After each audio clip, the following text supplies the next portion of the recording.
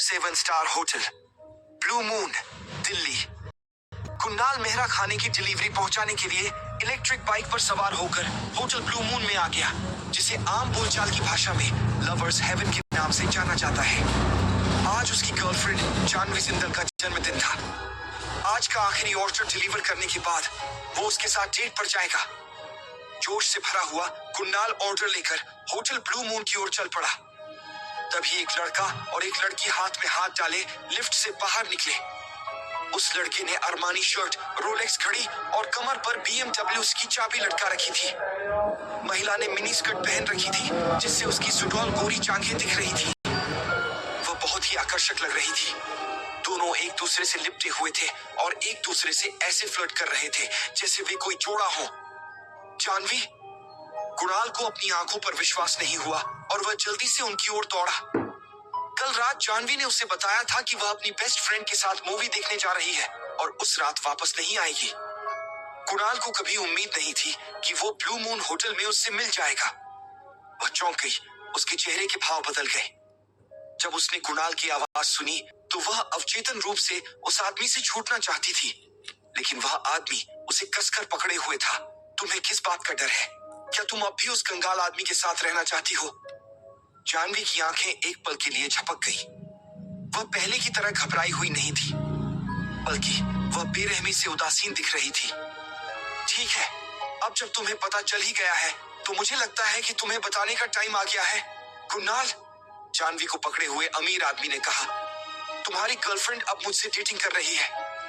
वह कुणाल के कॉलेज का स्टूडेंट था, राहुल बख्शी। कुणाल के विपरीत वह एक अमीर लड़का था। राहुल की बातें सुनकर कुणाल पीछे हट गया और उसका चेहरा गंभीर हो गया। फिर राहुल को अनदेखा करते हुए उसने जानवी को अपने पास खींच लिया। मेरे साथ घर चलो जानवी, मैं तुम्हें खुश कर सकता हूँ, मुझे मत छुओ। जानवी ने कुणाल का हाथ दूर धकेल दिया। मैं तुम्हारे साथ क्यों जाऊं? क्या तुम मेरे पसंदीदा फोन और हैंडबैग खरीद सकते हो? तुम्हें मेरे जन्मदिन तक इंतजार करना होगा, तभी हम कोई फिल्म देख पाएंगे। तुम्हें क्या लगता है कि तुम मुझे खुश कर सकते हो? जानवी, अभी भले ही मेरे पास पैसे ना हो, लेकिन मैं और अधिक मेहनत करूंगा। कुणाल ने दांत पीसते हुए कहा। और ज्यादा मेहनत करोगे? तुम एक अनाथ हो जिसके पास न तो पैसा है, न ही ताकत, न ही कोई घर। तुम सिर्फ डिलीवरी करने वाले लड़के के तौर पर राहुल जैसी दौलत हासिल नहीं कर सकते। जानवी ने व्यंग्यात्मक लहजे में कहा। उठो कुणाल, जानवी तुम्हारे साथ नहीं जाएगी। क्या तुम चाहते हो कि वह तुम्हारे साथ खाना पहुंचाए? राहुल ने उसे ताना मारा। मैं तुम्हें बहुत समय से बताना चाहती थी कि तुम मेरे लायक नहीं हो। अब सब खत्म हो चुका है कुणाल, जानवी ने ठंडी आवाज में कहा। फिर वह एक प्यारी सी मुस्कान के साथ राहुल की ओर देखने के लिए मुड़ी और अपने हाथ उसके हाथ में डाल दिए। चलो राहुल, तुम्हारे जैसा कंगाल आदमी प्यार के लायक नहीं है, तुम्हें पता है। राहुल ने कुणाल की ओर तिरस्कार भरी नजर से देखा और जानवी को होटल के बाहर खड़ी BMW के पास ले गया। जानवी के जाने पर कुणाल का दिल दुख रहा था। उसे गुस्सा, दर्द, आक्रोश, दुख, असहाय महसूस हो रहा था। तुम मुझे सिर्फ इसलिए अपमानित कर रहे हो क्योंकि राहुल अमीर है। कुणाल ने अपना सिर नीचे कर लिया और अपने हाथों की मुट्ठियां भींच ली। उसके नाखून उसकी हथेलियों में धंस गए जब तक कि उसके हाथों से खून नहीं बहने लगा। कुणाल और जानवी की मुलाकात कॉलेज में हुई थी। वे पहले कॉलेज पार्टी के दौरान एक जोड़े बन गए थे। उस समय वह मासूम थी, लेकिन अब उसने उसे धोखा दिया था और राहुल को चुना था। कुणाल ने जानवी से उसके साथ रहने या उसका पीछा करने की भीख नहीं मांगी क्योंकि वह दिवालिया हो चुका था। वह राहुल को जानवी के साथ डेटिंग के लिए रोकने वाला कौन था? अब तक वह जानवी को पहचान चुका था। क्योंकि वो दिवालिया हो चुका था, इसलिए जानवी ने पिछले 2 सालों से उसे बार बार अपमानित किया था। फिर भी कुणाल ने कभी कुछ नहीं कहा। वह बस इतना कर सकता था कि कड़ी मेहनत करे और पैसे कमाकर उसकी मदद करे। हालांकि उसने अमीर लड़के के साथ संबंध बनाकर उसे धोखा दिया। तुमने आज मुझे अपमानित किया है। एक दिन मैं तुम्हें एहसास दिलाऊंगा कि तुम ही मेरे लायक नहीं हो। कुणाल ने अपनी आंखों में चमक के साथ खुद से कहा। दिल्ली यूनिवर्सिटी।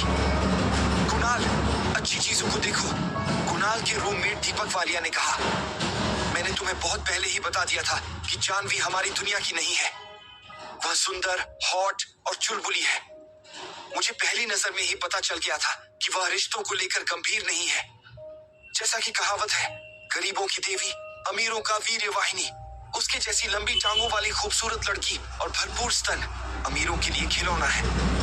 हम जैसे आम लोगों को उसकी जैसी लड़कियों से दूर रहना चाहिए, वरना वो हमें बर्बाद कर देंगी। मुझे लगता है कि तुम उसके साथ सो चुके हो, है ना? तुम्हारे पास तुम्हें खोने के लिए कुछ नहीं है, कुणाल ने कहा। बात यह है कि मैंने ऐसा नहीं किया। क्या तुमने नहीं किया? तुम दोनों सालों से साथ हो, फिर भी तुमने उसे छुआ तक नहीं। क्या तुम दोनों मूवी देखने के बाद होटल नहीं गए थे? दीपक ने परेशान होकर अपने पैरों पर खड़ा हो गया। कुणाल ने कहा, हमने एक डबल बेड वाले कमरे में चेक इन किया, लेकिन हमारे बीच कुछ भी नहीं हुआ। तुम गंभीर नहीं हो सकते। तुम कितने असफल हो। कुणाल ने एक पल सोचा और उसकी बात से सहमत हो गया। वह जानवी से सच्चा प्यार करता था और उसका सम्मान करता था, इसीलिए उसने कभी भी उसे उसकी इच्छा के विरुद्ध काम करने के लिए मजबूर नहीं किया।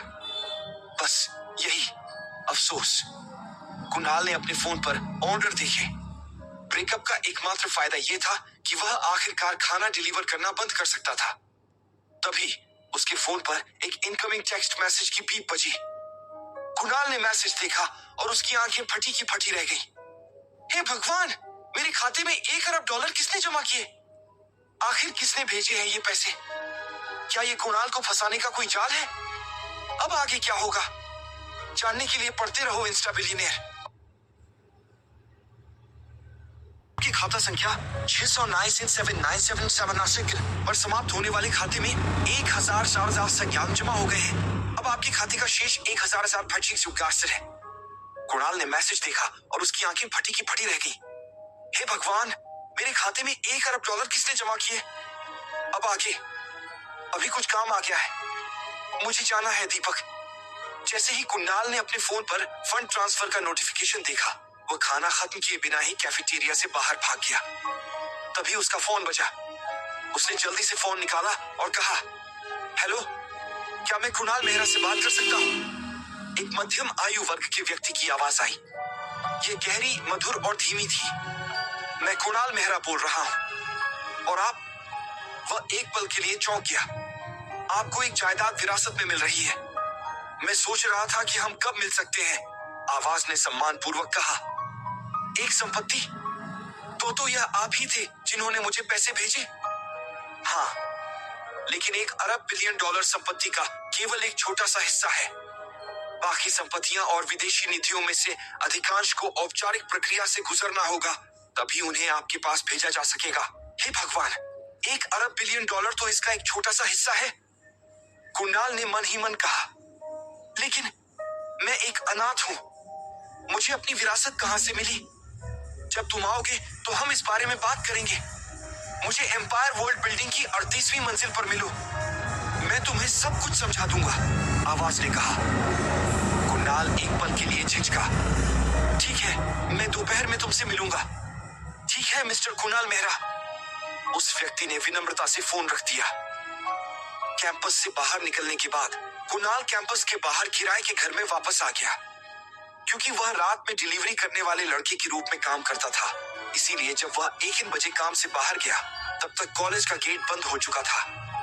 इसीलिए उसके पास दूसरों के साथ किराए का घर लेने के अलावा कोई चारा नहीं था। कुणाल का कमरा 10 वर्ग मीटर से भी कम था, लेकिन उसे लगा कि यह काफी बड़ा है।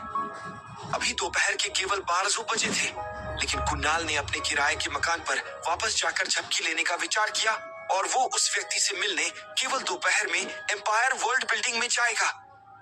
अचानक उसे पेट में दर्द होने लगा। उसने जल्दी से टॉयलेट पेपर का एक रोल पकड़ा और टॉयलेट में भाग गया। जब वह अपना काम कर रहा था तो उसने अपने मोबाइल फोन पर कैंडी क्रश गेम खेला। तभी अचानक किसी ने बाथरूम का दरवाजा खोला। लेस वाली स्लीपिंग गाउन पहने एक खूबसूरत लड़की अंदर आई, जो अपनी आंखें मल रही थी और शीशे के सामने अपने बालों में उंगलियां फिरा रही थी। ऐसा लग रहा था कि वह अभी भी आधी नींद में थी। कुणाल उसके ठीक पीछे टॉयलेट बाउल पर बैठा था। इस बात से अनजान कि कुणाल उसके पीछे था, लड़की ने अपने हाथ अपनी कमर पर रखे और अपने कपड़े उतारने शुरू कर दिए। उसने अपना सेक्सी लेस वाला स्लीपिंग गाउन उठाया उसे थोड़ा थोड़ा करके ऊपर खींचा, जिससे उसकी सेक्सी कमर और आकर्षक काली पट्टी दिखाई देने लगी। उसका शरीर बहुत हॉट था, चेहरा सुंदर था, लंबी टांगे थीं, काले लहराते बाल थे और बहुत ही जवानी थी। कुणाल की आंखें लगभग बाहर निकल आईं और वह आवाज निकालना भी भूल गया। कपड़े उतारने के आधे समय बाद लड़की ने अपनी आंखें खोली, शीशे में देखा और अपने पीछे चौड़ी आंखों वाले कुणाल को देखा। होश में आने पर उसने बगल में रखे कॉस्मेटिक्स को उठाया और कुणाल पर फेंक दिया। कुणाल, तुम बदबूदार गुंडे हो, लड़की चिल्लाई और उसने दरवाजा खोला और बाहर भागी।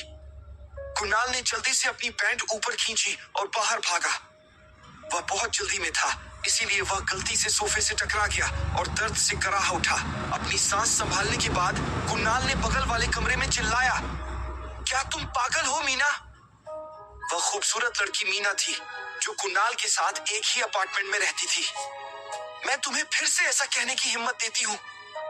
मीना की गुस्से भरी आवाज उसके गर्म शरीर के दरवाजे पर आने से पहले आई। उसका चेहरा काला पड़ गया और उसने कुणाल को चाकू जैसी आंखों से घूरा, जैसे कि वह उसे मार डालने वाली हो। तुमने बाथरूम में घुसकर मुझ पर कॉस्मेटिक्स क्यों फेंके? कुणाल ने गुस्से में अपने चेहरे से कॉस्मेटिक पाउडर को पोंछा। क्या उसे सिर्फ इसलिए उसे परेशान करने का हक था क्योंकि वह एक लड़की थी? मीना ने गुस्से से उसकी ओर देखा। जैसे ही वह उसके पास आई, वह उसे एक उचित जवाब देना चाहती थी। तुम एक घटिया और बदबूदार गुंडे हो। तुम ही थे जो मुझे देखने के लिए बाथरूम में छिपे थे। फिर भी तुम में अभी भी अपने लॉजिक के साथ मुझ पर इल्जाम लगाने की हिम्मत है। कुणाल यह सुनकर भड़क गया। मैंने तुम्हें झांक कर देखा। अपनी जानकारी सही रखो, बाथरूम इतना ही बड़ा है, मैं कहां छिपूंगा? मीना गुस्से से वहां पहुंची और यह सुनकर दंग रह गई। अभी जब वह गुस्से में थी तो वह पागल हो गई थी, लेकिन पीछे मुड़कर देखने पर कुणाल के पास छिपने के लिए कोई जगह नहीं थी, क्योंकि बाथरूम बहुत छोटा था। मीना शर्मा गई और बोली, तो फिर तुम बाथरूम में क्यों छिपे थे? मैं बाथरूम में छिपा था? चलो ठीक है। क्या आपको लगता है कि हर कोई आपके जैसा है, जो बिना काम किए या क्लास में जाए हर दिन घर में छिपा रहता है? मैं तुमसे बहस नहीं करने वाला, मेरे पास कुछ काम है, कुणाल ने मीना से कहा। अब आगे क्या होगा जानने के लिए पढ़ते रहो insta billionaire. Episode 3, empire world building. क्या आपको लगता है कि हर कोई आपके जैसा है, जो बिना काम किए या क्लास में जाए हर दिन घर में छिपा रहता है? मैं तुमसे बहस नहीं करने वाला, मेरे पास कुछ काम है, कुणाल ने मीना से कहा। अब आगे। कुणाल गुस्से में था। मीना ही थी जो अचानक अंदर आई जब वह बाथरूम में काम कर रहा था। कुणाल एक अनाथ था जो कॉलेज में पढ़ने के लिए पार्ट टाइम काम करता था। वो अपने खाली समय में खाना पहुंचाने वाले के रूप में काम करते हुए बाहर एक कमरा किराए पर लेता था, ताकि खुद और अपनी प्रेमिका का खर्चा चला सके। जब कुणाल वहां रहने आया तो मीना पहले से ही वहां रह रही थी। आधे साल तक एक ही छत के नीचे रहने के बावजूद उनके बीच बहुत कम बातचीत हुई। कुणाल आमतौर पर क्लास में जाने लेने के अलावा टेकआउट भी करता था, जबकि मीना खुद को घर में बंद कर लेती थी। कोई नहीं जानता था कि वह क्या कर रही थी। जब कुणाल काम पर नहीं होता था तो वह सोचता था कि क्या उसकी सेक्सी हाउसमेट किसी की रखी हुई औरत है, क्योंकि जब भी वह उसे देखता था तो वह थकी हुई दिखती थी। आज जैसी गलतफहमी पहली बार हुई थी। इतने दिनों से यहाँ रहने के कारण कुणाल को यह भी पता था कि मीना हमेशा देर से सोती है। इसीलिए जब वो बाथरूम गया तो उसने दरवाजा बंद नहीं किया। उसे उम्मीद नहीं थी कि मीना आज इतनी जल्दी उठ जाएगी और बिना किसी चेतावनी के अंदर आ जाएगी। कुणाल द्वारा ताना मारे जाने पर मीना काफी देर तक पलकें झपकाती रही, फिर उसे होश आया। तुमने दरवाजा क्यों नहीं बंद किया? क्या तुम्हें लगता है कि बाथरूम तुम्हारी निजी संपत्ति है? मीना को इसकी परवाह नहीं थी। कुणाल ने उसे लगभग नांगा देख लिया था और वो अब कुणाल को ऐसे ही नहीं जाने देगी। क्या तुम अंधे हो? बाथरूम की लाइट जल रही थी, क्या तुमने वो नहीं देखा? मीना के लिए वह सचिन नहीं था, क्योंकि उसके साथ तर्क नहीं किया जा सकता था। अगर मीना लड़की नहीं होती तो वह उसे मौके पर ही पीट देता। मीना ने गुस्से से कुणाल की ओर इशारा किया। क्या तुम एक आदमी भी हो? जब तुमने दरवाजा बंद नहीं किया तो तुम मुझे कैसे दोषी ठहरा सकते हो? अगर तुम आज मुझसे माफी नहीं मांगोगे तो मैं कभी भी तुम्हारे साथ नहीं रहूंगी। ओह हाँ, क्या तुम सच में खुद को किसी तरह की सेलिब्रिटी समझती हो? मैं तुम्हारी सपाट छाती पर एक नजर भी नहीं डालूंगा, चाहे तुम मुझसे भीख क्यों ना मांगो। कुणाल ने तिरस्कार से मीना की स्तनों पर अपनी नजर घुमाते हुए कहा। तुम? मीना का चेहरा लाल हो गया। सच कहूं तो मीना के स्तन बहुत बड़े नहीं थे, लेकिन वह स्तनहीन भी नहीं थी। मैं तुमसे बहस नहीं कर सकता, मुझे कुछ काम करने हैं। कुणाल ने समय देखा। दोपहर के 8:30 बज चुके थे। उसके पास मीना के लिए बिल्कुल भी समय नहीं था। उसने तुरंत ही टेबल पर रखी चाबी पकड़ी और फिर जल्दी से दरवाजे से बाहर निकल गया। यहाँ वापस आओ। कुणाल, तुम पागल हो। मीना ने सोफे पर रखा कुशन पकड़ा और कुणाल की ओर फेंका, लेकिन कुणाल पलक झपकते ही दरवाजे से बाहर गायब हो गया। कुशन के टकराने से पहले ही दरवाजा जोर से बंद हो गया। हे भगवान, वो लड़की बहुत गंदी है। कुणाल ने आह भरी और गुस्से से नीचे चला गया। अपने किराए के घर से निकलने के बाद कुणाल अपनी इलेक्ट्रिक बाइक पर सवार होकर एम्पायर वर्ल्ड बिल्डिंग की ओर चल पड़ा। कुणाल दोपहर 2:07 एम्पायर वर्ल्ड बिल्डिंग के नीचे पहुंचा। एम्पायर वर्ल्ड बिल्डिंग 68 मंजिल ऊंची थी। यह दिल्ली में एक उच्च श्रेणी का वाणिज्यिक कार्यालय भवन था, इसलिए हर मंजिल पर किराया बहुत ज्यादा था। एम्पायर वर्ल्ड बिल्डिंग की खुली हवा वाली पार्किंग सभी प्रकार की शानदार कारों से भरी हुई थी। एम्पायर वर्ल्ड बिल्डिंग में प्रवेश करने और बाहर निकलने वाले सभी कर्मचारी सूट और चमड़े के जूते पहने हुए थे। वे सभी सफल लोग लग रहे थे। दूसरी ओर कुणाल ने एक गंदी तरह की डिलीवरी बॉय की वर्दी पहन रखी थी और एक भिखारी की तरह दरवाजे पर खड़ा था। माफ कीजिए सर, फूड डिलीवरी पहुंचाने के लिए कृपया बगल में आग से बचने के लिए बने रास्ते से जाइए। खूबसूरत रिसेप्शनिस्ट ने भौहें सिकोड़ते हुए उस पर चिल्लाया जब वह इमारत में घुसा। उसके चेहरे पर तिरस्कार की बू आ रही थी। मैं यहाँ फूड डिलीवरी पहुंचाने नहीं आया हूँ, कुणाल ने जवाब दिया।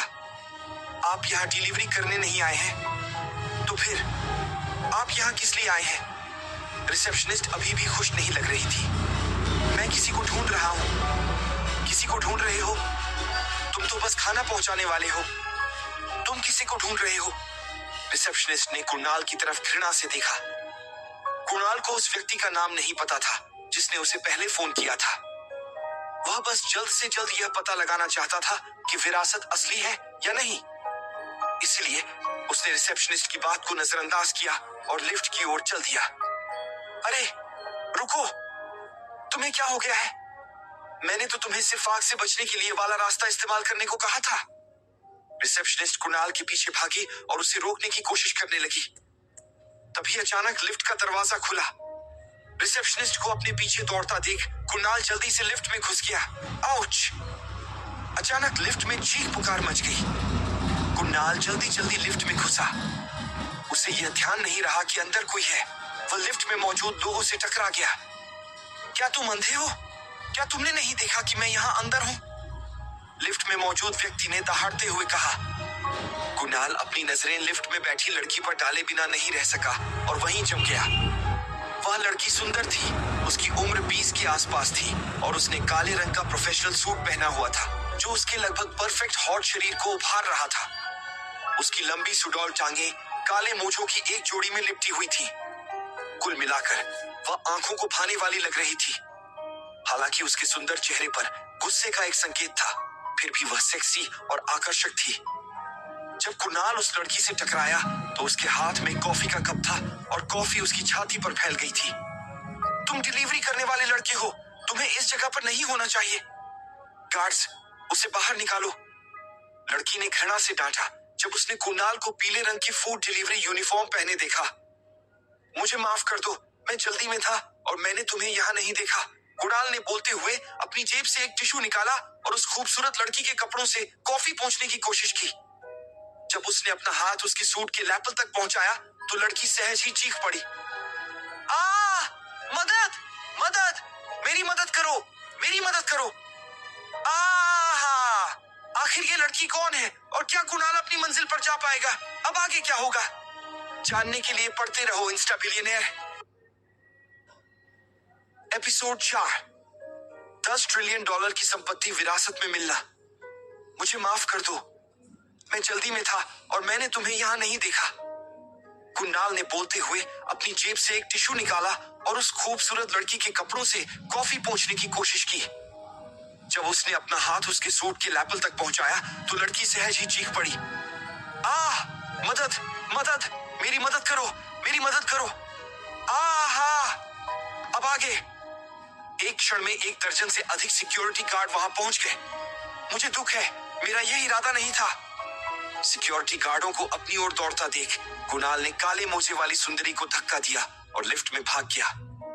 फिर उसने अतिथि मंजिल का बटन दबाया।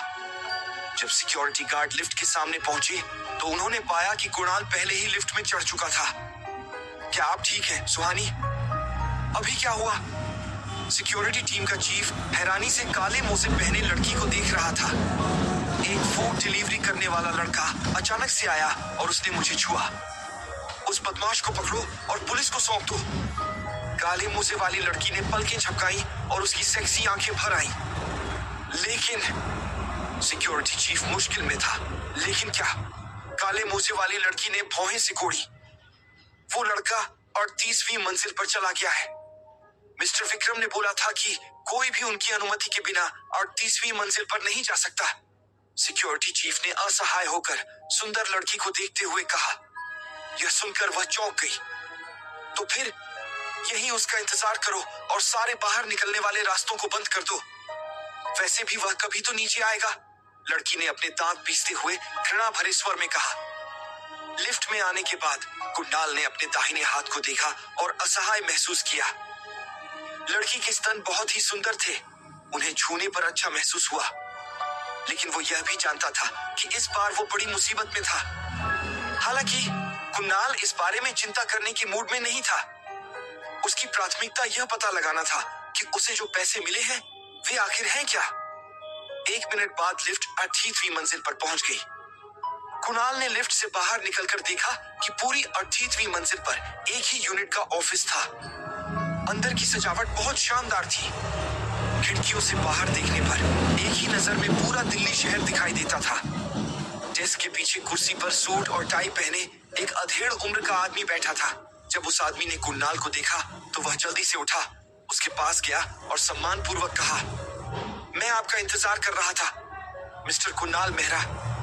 तो तुम ही वो व्यक्ति हो जिसने मुझे बुलाया था? कुणाल ने भौहें सिकोड़ते हुए पूछा। हाँ, मुझे अपना परिचय देने की अनुमति दें। मेरा नाम विक्रम सूर्य है। मैं एम्पायर वर्ल्ड कॉर्पोरेशन का जनरल मैनेजर हूँ, उस आदमी ने मुस्कुराते हुए कहा। कुणाल ने सिर हिलाया। ऑफिस में इधर उधर देखते हुए पूछा, तुमने मुझे फोन करके बताया कि मुझे एक संपत्ति विरासत में मिली है। क्या हो रहा है? मिस्टर कुणाल, क्या आपको अपने दादाजी याद हैं? विक्रम ने धीमी आवाज में पूछा। मेरे दादाजी? कुणाल दंग रह गया। अचानक उसे याद आया कि उसने बचपन में अपने दादाजी को देखा था। बात यह थी कि उसके परिवार ने बताया था कि उसके दादाजी की मृत्यु तब हुई थी जब वह अभी प्राथमिक विद्यालय में था। आपके दादाजी एम्पायर वर्ल्ड कॉर्पोरेशन के अध्यक्ष थे। कंपनी की स्थापना के समय श्री राजकुमार विदेश चले गए और अकेले रहने लगे।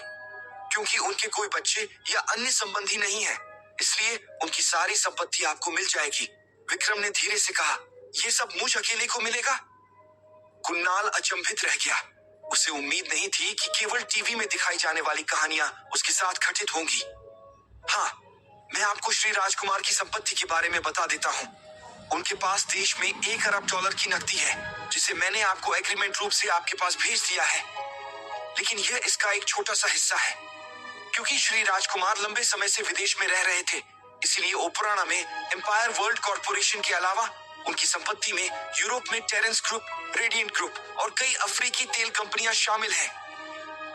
विक्रम ने दराज से एक दस्तावेज निकाला और कुणाल को उस संपत्ति के बारे में बताया जो उसे विरासत में मिलने वाली थी।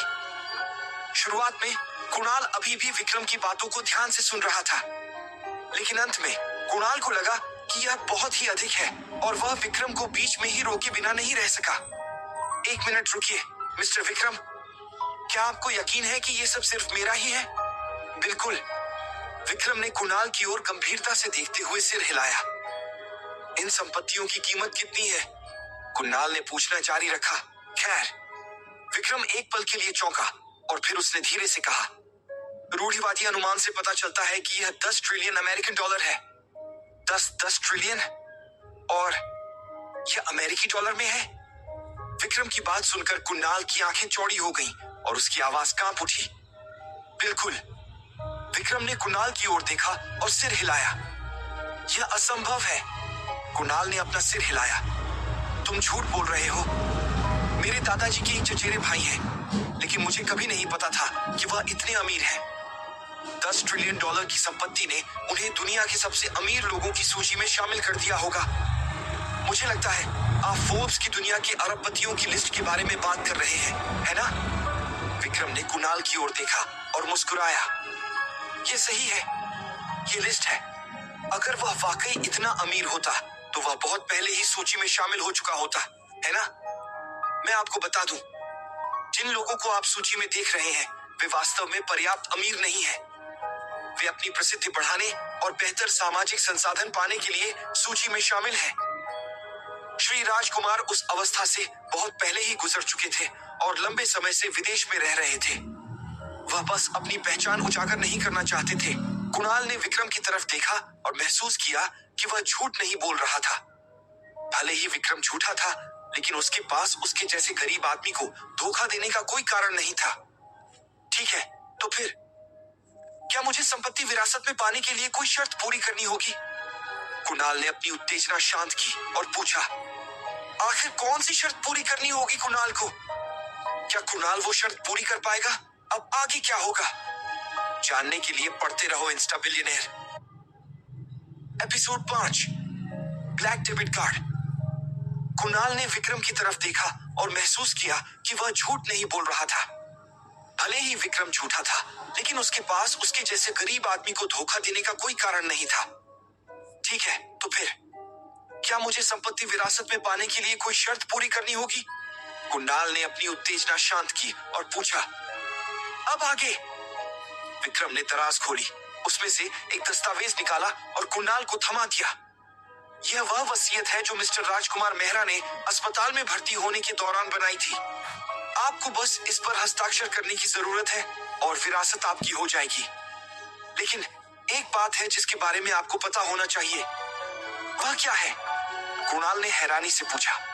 जब उसने विक्रम से वसीयत ली, श्री राजकुमार मेहरा के निधन से पहले उन्होंने विशेष रूप से निर्देश दिया था कि उनकी संपत्ति प्राप्त करने से पहले आपको शालिनी राव से विवाह करना होगा, अन्यथा संपत्ति पूरी तरह से धार्मिक संस्थाओं को दान कर दी जाएगी। विक्रम ने धीरे से कहा। शालिनी राव से शादी? शालिनी राव कौन है? कुणाल हैरान रह गया। उसे उम्मीद नहीं थी कि उसे संपत्ति विरासत में मिलने से पहले ऐसी खास शर्त पूरी करनी होगी। इसीलिए विरासत में एक पत्नी भी शामिल थी। विक्रम ने कहा, वसीयत के अनुसार मैं उसके बारे में कोई जानकारी नहीं बता सकता। क्या शालिनी अधिक वजन वाली और बदसूरत है? कुणाल ने भौहें सिकोड़ते हुए पूछा। आपको उसकी चिंता करने की जरूरत नहीं है। भले ही वह सुंदर ना हो, लेकिन अगर आपके पास इस आधुनिक युग में पैसा है तो आप उसे सुंदर बना सकते हैं। विक्रम ने मुस्कुराते हुए कहा। तुमने जो कहा वो सही है। कुणाल ने अपनी नाक रगड़ी और सिर हिलाया। ठीक है, मैं तैयार हूँ। अगर आपके पास कोई और प्रश्न नहीं है तो अभी वसीयत पर हस्ताक्षर करें और यह तुरंत हो जाएगी। विक्रम ने वसीयत को कुणाल के सामने धकेल दिया। कुणाल के पास इतनी बड़ी विरासत को अस्वीकार करने का कोई कारण नहीं था। वह विरासत के लिए एक सुअर से शादी करेगा, बदसूरत महिला की तो बात ही छोड़िए। ऐसा इसलिए था क्योंकि कुणाल ने गरीबी के कारण बहुत कुछ सहा था। कुणाल के हस्ताक्षर करने के बाद विक्रम ने वसीयत को एक तरफ रख दिया, एक काला कार्ड निकाला और उसे सम्मान पूर्वक कुणाल को सौंप दिया। यह क्या है? कुणाल ने हैरानी से कहा। यह अमेरिकन प्रीमियम ब्लैक कार्ड है, जो सबसे प्रतिष्ठित डेबिट कार्ड है जिसे अमेरिका ने 1999 में यूनाइटेड किंगडम में लॉन्च किया था। इस कार्ड के साथ आप दुनिया के शीर्ष सदस्य केवल लाभ और सेवाओं का आनंद ले सकते हैं और आप बिना किसी खर्च सीमा के अपनी इच्छा अनुसार खर्च कर सकते हैं। इस ब्लैक कार्ड की कोई भी लिमिट नहीं है और इंडिया में बस कुछ ही लोगों के पास है। कुणाल ने ब्लैक कार्ड लिया और विक्रम की ओर मुस्कुराया। क्या तुम्हें यकीन है कि मैं इस कार्ड का इस्तेमाल अपनी इच्छा अनुसार कर सकता हूँ और इसमें खर्च की कोई सीमा नहीं है? बिल्कुल। इस कार्ड का खर्च आपकी कंपनी द्वारा वहन किया जाता है और आपकी कंपनी का कुल बाजार मूल्य $10 ट्रिलियन से अधिक है। इसलिए यदि खर्च 10 ट्रिलियन डॉलर के भीतर है तो यह ठीक रहेगा, विक्रम ने धीरे से समझाया। मुझे नहीं पता था कि इतना शक्तिशाली डेबिट कार्ड होता है। कुणाल मुस्कुराया और कुछ ही देर में वहां से जाने के लिए तैयार हो गया ताकि वह ब्लैक डेबिट कार्ड को आजमा सके। वैसे मिस्टर कुणाल, ये मेरा बिजनेस कार्ड है। मैं आपके लिए कंपनी चला रहा हूँ। अगर आपको कोई परेशानी आए तो बेझिझक मुझे फोन करें। विक्रम ने कुणाल को सम्मानपूर्वक बिजनेस कार्ड थमा दिया। मैं करूंगा। कुणाल ने बिजनेस कार्ड लिया। अगर और कुछ नहीं है तो मैं अभी चलता हूँ। मैं तुम्हें बाहर तक छोड़ आता हूँ, विक्रम ने विनम्रता से कहा। कोई बात नहीं, मैं खुद ही जा सकता हूँ। कुणाल ने सहजता से हाथ उठाया और विक्रम के कार्यालय से बाहर चला गया। 5 मिनट बाद कुणाल लिफ्ट से बाहर निकला। 1 दर्जन से अधिक सिक्योरिटी गार्डों ने कुणाल को घेर लिया। वह अचंभित था और उसे समझ में नहीं आ रहा था कि क्या करे। मैं तुम्हारा इंतजार कर रहा था। तुम छोटे आदमी हो, बिगड़ैल हो, काले मोजे वाली लड़की ने कहा, जिसे कुणाल ने पहले छुआ था। अपनी बाहें कमर पर बांधे भीड़ से बाहर आई। उसने कुणाल को तिरस्कार भरी आंखों से देखा। तुम्हारी हिम्मत कैसे हुई मिस सुहानी से छेड़छाड़ करने की? तुम बेवकूफ डिलीवरी मैन हो। तुम्हें जरूर मौत की इच्छा होगी। तुम्हें खुद को आईने में देखना चाहिए था। तुम बेशर्म बिगड़ैल हो। खूबसूरत रिसेप्शनिस्ट भी कुणाल को कोसने में दूसरों के साथ शामिल हो गई।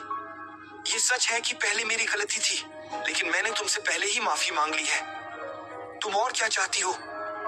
कुणाल ने अपने सामने खड़ी काली मोजा वाली लड़की से मुंह सिकोड़ते हुए कहा।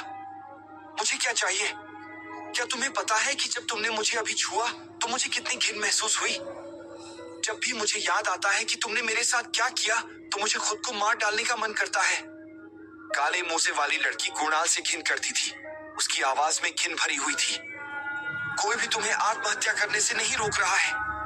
मेरे रास्ते से हट जाओ, मुझे अब जाना है। उसके कमेंट ने कुणाल को नाराज कर दिया था। यह स्पष्ट रूप से एक व्यक्तिगत हमला था, इसलिए कुणाल भी हताश लग रहा था। तुम जाना चाहते हो? काले मोजे वाली लड़की ने व्यंग्यात्मक लहजे में कुणाल की ओर इशारा किया। जब तक तुम मुझसे माफी नहीं मांगोगे तुम नहीं जाओगे। तुम कैसे चाहती हो कि मैं तुमसे माफी मांगूं? कुणाल ने काली मोजा पहने लड़की को तीखी नजरों से देखा। उसकी वॉइस कोल्ड थी।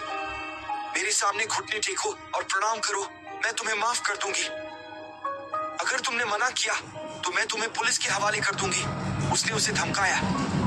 ये सही है, सुहानी को नमन करे, सिक्योरिटी गार्डों ने दोहराया।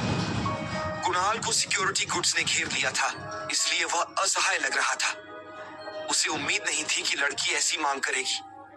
उसने गलती से उसके स्तनों को छू लिया था और उसने उससे घुटनों के बल बैठकर प्रणाम करने की मांग की। तुम किसका इंतजार कर रहे हो लड़के? घुटने के बल बैठ जाओ, सिक्योरिटी चीफ ने लॉयल आवाज में कहा। कुणाल ने सिक्योरिटी चीफ की ओर देखा लेकिन कुछ नहीं कहा। गरीब होने का मतलब यह नहीं था कि उसकी कोई इज्जत नहीं थी। तुम सब यहाँ क्या कर रहे हो? तभी कुणाल के पीछे से एक गुस्से भरी आवाज आई। यह सुनकर वहां मौजूद सभी लोग दंग रह गए। किसकी है ये आवाज? क्या ये विक्रम की आवाज है? अब आगे क्या होगा?